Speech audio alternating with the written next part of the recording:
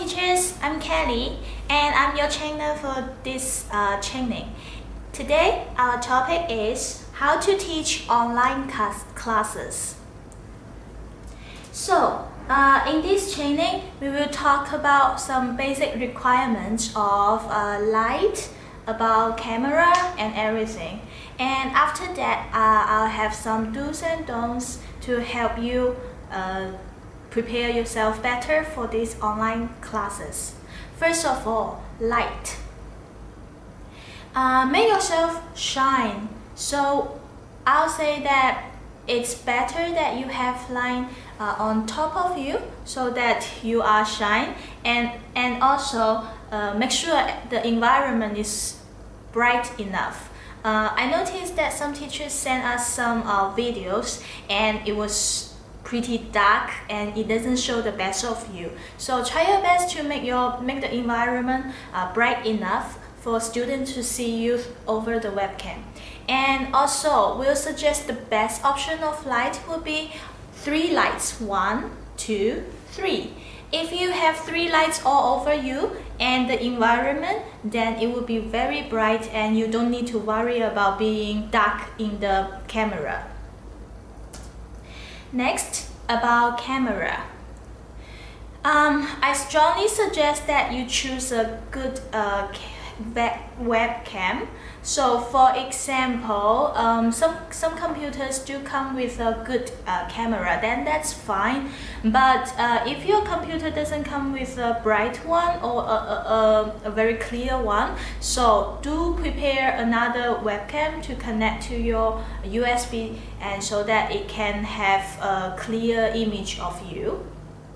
And also when you put your camera, you need to be very careful.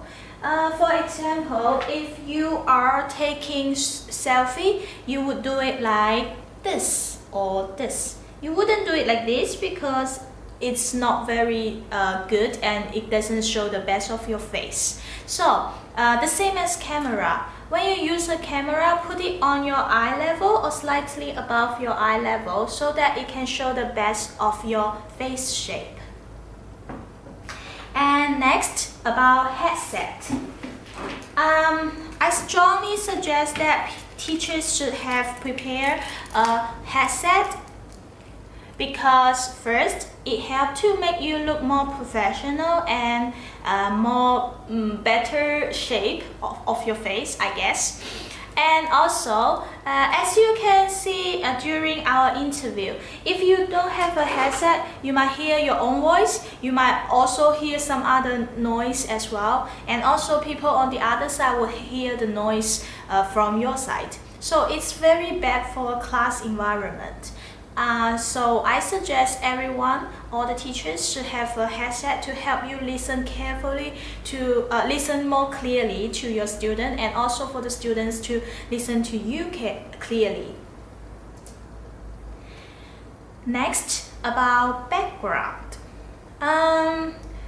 When we got the demo video that you guys sent, and also in our interviews, I can see that some teachers are very careful. They choose a very bright environment with the white wall, and but others might just not care and just use a sofa at the background with all the clothes on it. So we do have some requirements about background. Here you see I'll have a white wall, and then on the whiteboard I'll have my name on it. I strongly suggest this because first, whiteboards are not very expensive. Second, you can use it in so many different ways in your class. And third, writing down your name can make the students remember you even better after class. So this is one way of setting up your background. Second, if you don't have any of this, you just need a white wall and at the background there's nothing else, just the white wall. That's the basic requirement for our class. And the best one would be if you can put some props on your white wall. For example, you can put a map of the world, so that when you are teaching or when you are introducing yourself, you can actually use the map. Hello, I'm teacher blah, blah, blah. I'm from the UK. As you can see, UK is here. And where is China? You are in China. Duh. So it's very fun and it's very easy for you to make the class environment even better, and the students can enjoy and they can see where everywhere is. So I strongly suggest that as well. Other than that, for example, if you change your background according to your class environment, that would be great too. So for example, if you are teaching something about family members, you put a picture of your family members, put a photo of it at the background, then you can actually use it for your class. This is my family, this is my blah blah blah blah blah. How about yours, right? So please do pay attention to the wall. First, a white wall with nothing on it. Second, a wall with props that you can use for class. Third, a whiteboard that can be used for class, and also write down your name on the whiteboard. That is for background. And next, I have some do's and don'ts to suggest you. First, do's. Number one, put on some makeup before your class, like make you look better and make you look fresh in the camera. So do put on some makeup. If you are a guy, put on, I don't know, put on a little bit maybe, or just make yourself clean so that you can be you look healthy and you look energetic. And second, also you need to wear our uniform. So today I don't have my uniform with me, but for your class you do have to put on your uniform. Number two, prepare your class at least one day before the class. So we would let you know about your schedule before the class, and also we would inform you 24 hours before that. However, when you get our material, our PowerPoint, our lesson plans, we do require you to prepare for your class, like get props as much as possible.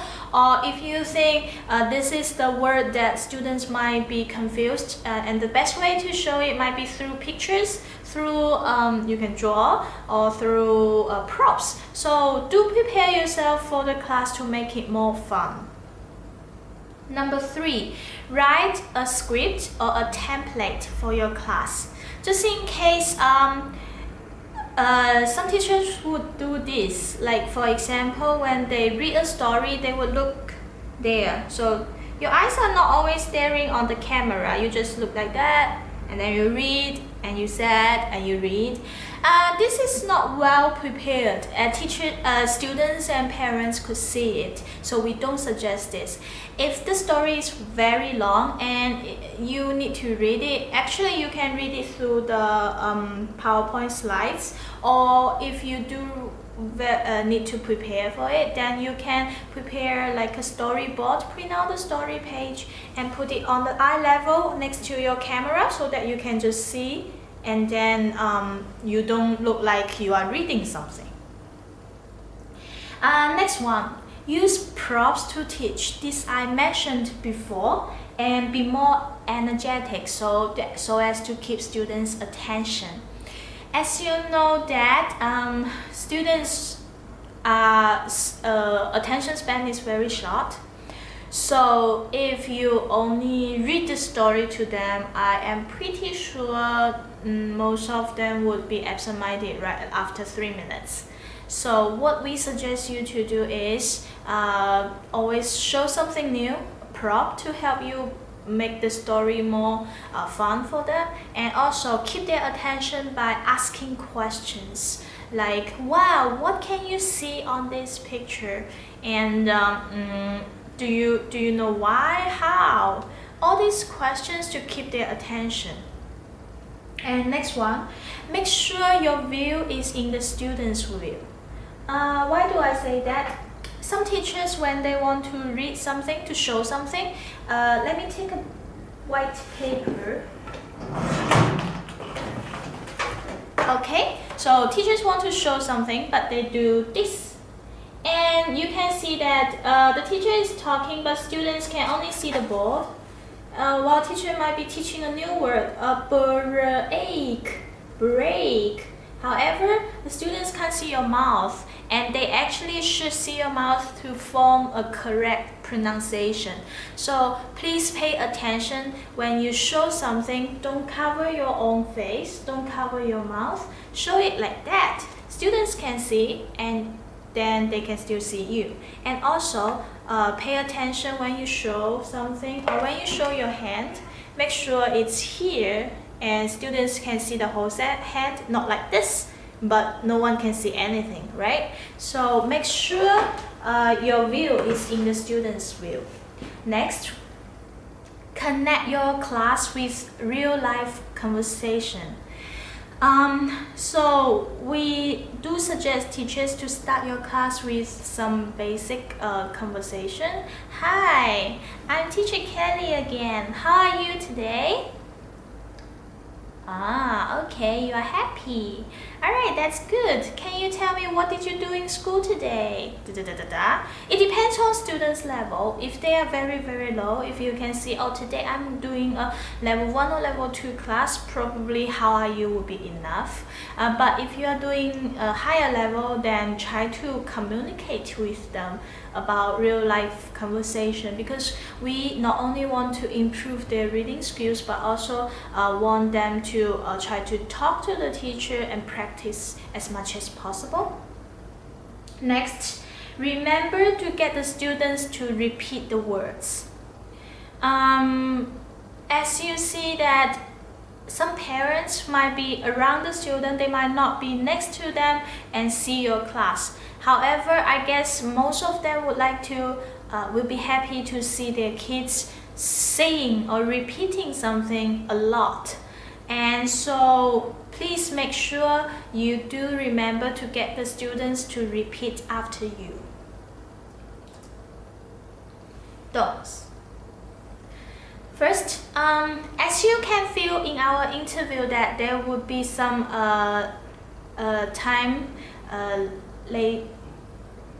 difference when we talk. Like for example, when I talk, it takes like 5 minutes for you to react, to listen to what I say. So there's one reason of that, but I'm not sure if it's the main reason. That is because we use Skype as well. So when you are doing the class, make sure you are not using other software on your computer, on your laptop, so that it doesn't affect the speed of the internet. Next one, while using props, make sure you put them on the view of the whole thing and not covering your mouth. This one I already mentioned. Next, you should not speak too fast. Yeah, I did speak a little bit fast just now, but this is a training for teachers, not for kids. When I talk to kids, first, I don't do this. Hello, I'm Kelly. What's your name? No. That sounds dumb, right?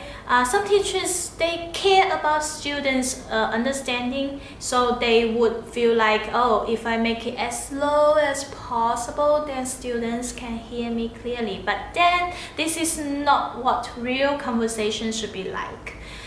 Just try to slow down your speed, but not make it sound dumb. So it should be like this. Hello, my name is Kelly. What's your name? But you shouldn't do this. Hello, my name is Kelly. What's your name? How are you? Okay, now today I'm going to tell you a story.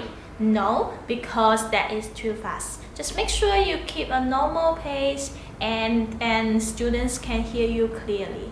Also, after you ask a question, give them some time to answer your question. First, because they might need to think about it, and second, probably they get your question a bit slower than you said it. So give them some time to answer the question or to think. Next one, don't keep the students on the PowerPoint only.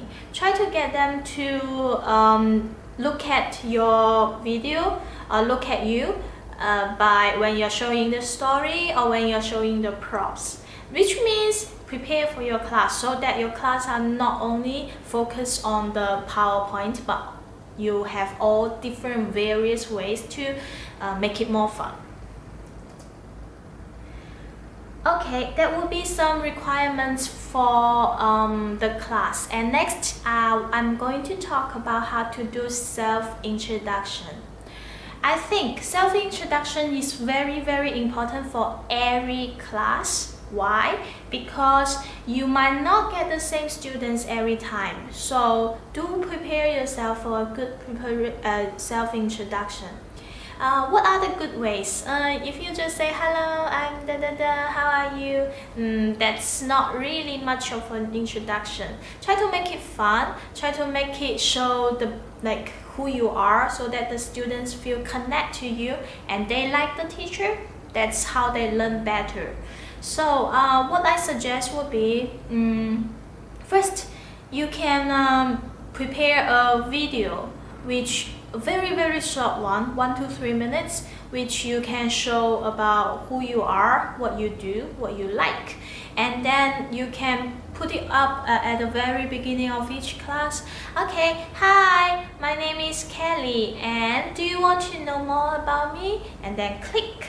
That's the video students can see. And that would be a way to introduce yourself. In your video, I suggest you to put some pictures of you, your family, or even like places you travel to, about where you live and everything. So I'll leave this as your homework.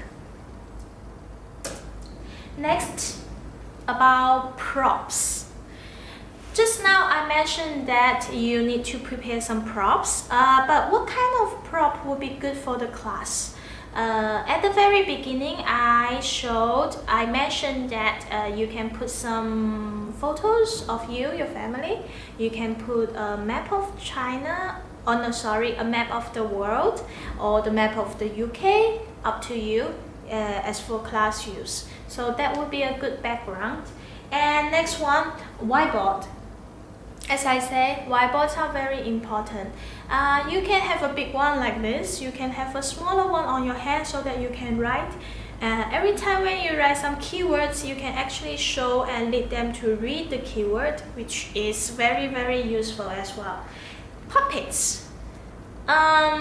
Use puppets to talk. Puppets can be your character in the story as well. So puppets is something you need to prepare as well.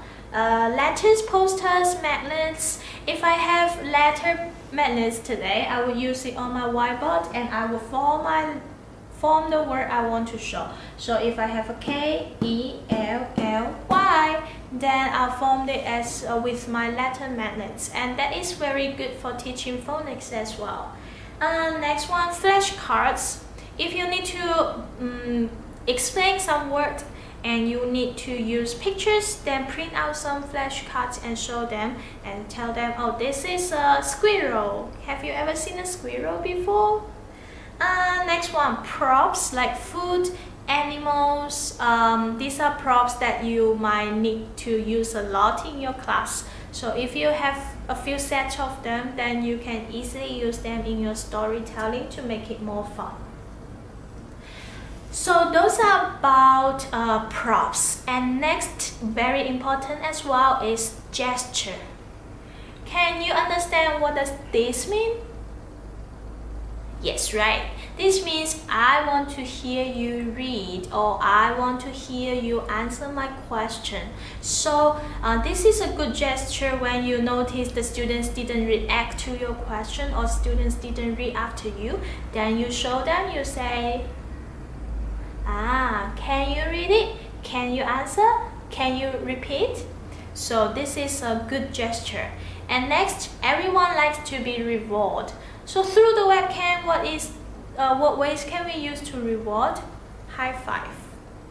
Okay, so you will say, wow, good job, high five, and then ask them to show you their hands as well. So that would be the easiest way. And what are the ways? You can actually use your whiteboard and write down the student's name and give them a star. Every time they did a good job, at the end you count how many stars the student has got. This is this whiteboard, and actually on the platform we have also another whiteboard that you can use as well. You can just draw on that whiteboard. And next one, indicate students to type. On the right bar of the platform, students can type. So if you want them to prepare them to write some sentence unscramble exercises for older level, then you can tell them, okay, can you type it out? Can you type? Yes, okay, good. So that it would be a gesture, high five. And can you repeat? Next one, indicate students to dance and react. Dance. What is the best way to ask students to dance? For sure, it's for the teacher to dance first. Hi, hello, what's your name? What's your name? What's your name? Hi, hello, what's your name? My name's Kelly. So if you dance, then you can tell them, oh, you are going to dance next. Next, let's see some golden rules of successful class. Number 1, everybody loves to be rewarded. I mentioned this already. So do reward your students with anything you can, but more than only words. Number 2, wait for 10 seconds for the students to think and another 10 seconds for the platform to work.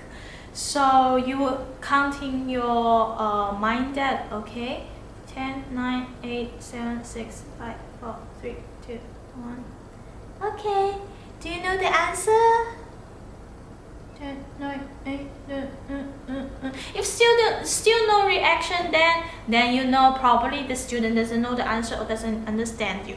So then you can help them in other ways. So just make sure don't make your pace too fast. Next, impress them with your big smile. Always smile, no matter how you feel. They don't need to feel your feelings, and just smile. Alright, that will be my rules for how to do online classes, and I expect you to finish your task and let me know what you learned in this section. Bye bye!